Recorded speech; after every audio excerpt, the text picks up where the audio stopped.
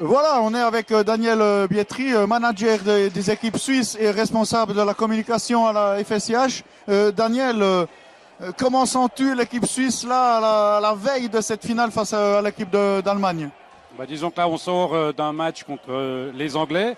Victoire assez large, mais bon, on connaît quand même le niveau des équipes autrichiennes et anglaises qui est quand même moins bon que le niveau suisse.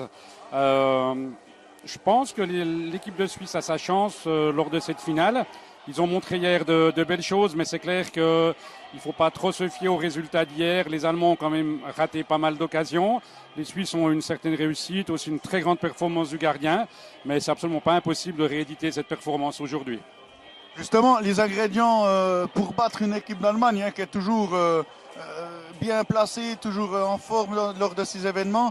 Il faut un peu un amalgame d'avoir un gardien vraiment très en forme qui peut faire la différence et ça pourrait être le détail entre les deux équipes également.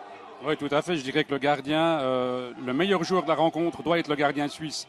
Si la Suisse veut avoir une chance, mais c'est clair qu'on doit jouer aussi avec nos qualités, peut-être un petit peu être attentif aussi à certains points tactiques, de pouvoir prendre vraiment de surveiller les meilleurs joueurs de l'équipe allemande. On a aussi chez nous de bons attaquants qui peuvent faire la différence. On ne doit pas non plus sous-estimer nos qualités. On l'a vu quand on est arrivé champion d'Europe en Croatie, où l'équipe de Suisse avait fait un match vraiment exemplaire.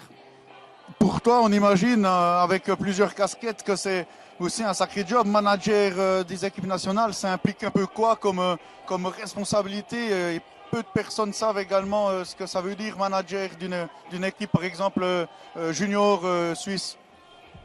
Déjà, il n'y a pas que l'équipe junior, il y a aussi l'équipe active. C'est l'organisation de tous les camps d'entraînement, c'est la logistique, c'est la gestion du matériel, c'est les relations qu'on a avec les entraîneurs. Ça va de la préparation des repas aux différents hébergements et à la gestion d'un budget qui est quand même relativement conséquent par rapport à tous les déplacements, tous les camps. C'est vrai que c'est une part du budget important de la Fédération suisse. En tant que responsable de la communication à la FSIH, tu dois être certainement très content de voir qu'il y a des lives, qu'il y a des infos qui circulent sur Facebook, notamment via la page de la FSIH. C'est une belle mise en vitrine de notre sport. Si on est là, c'est qu'on aime tous ce sport. Et je pense que c'est intéressant et qu'on véhicule une belle image dans le monde entier, on va dire, par rapport au live sur Internet. Oui, je pense que tu as tout à fait raison. On a fait beaucoup d'efforts de coordination avec la Fédération internationale. Et je suis vraiment content qu'au niveau suisse, on a pu faire cette coordination et que Mustang TV peut faire ces 3 événements. L'année prochaine, c'est la retransmission aussi en bonne voie et on travaille en étroite collaboration avec la Fédération internationale pour justement avoir des live streaming sur toutes les manifestations.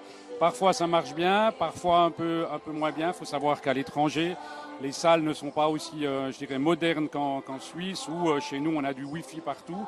C'est bête à dire, mais c'est déjà quand même un élément de base pour avoir une bonne communication. Dernière question, Daniel, qu'est-ce que tu peux souhaiter au inline suisse en général, autant pour le championnat que les Coupes d'Europe? Qu'est-ce que ton rêve le plus fou par rapport au inline suisse?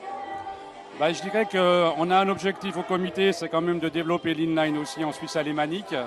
Mais on doit aussi être attentif. On a quand même des équipes juniors qui, dans certaines régions, ne sont pas très fournies. On doit voir quels sont les axes de travail que la fédération, quels sont les leviers qu'on pourrait activer, tout en sachant que c'est quand même au niveau des clubs que la plupart des efforts se font. Certains clubs ont un mouvement junior important. On voit Saya Luka qui maintenant a un mouvement junior qui est bon aussi. Ils sont arrivés champions suisses. Ils sont aussi champions suisses novices.